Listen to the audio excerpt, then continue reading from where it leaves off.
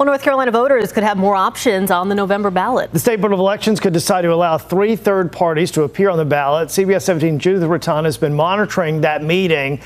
Judith, I listened to part of it with you. It got a little interesting for a bit. So where do things stand now?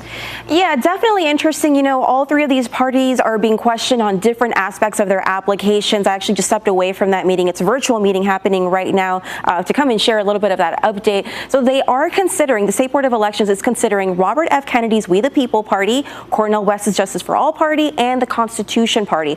All 3 of these parties have been collecting signatures in hopes of getting on that general election ballot. But a snag was hit when the State Board of Elections learned about issues at the county level where signatures were not properly verified. As a result, the board is now reviewing the thousands of signatures submitted by all 3 of these parties, scrutinizing different parts of their applications. Problem is, there is a July 1 deadline for these parties to submit their candidate lists, and that's obviously right around the corner, so that complicates the candidate recruitment process.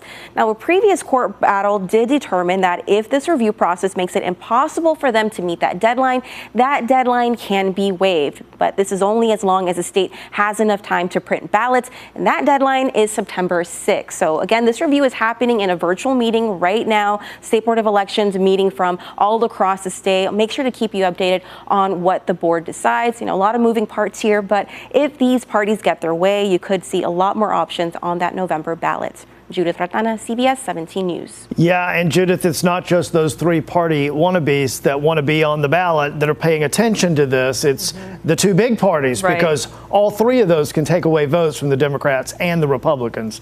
So big news tonight if they make that decision. Thanks for staying up to date on it.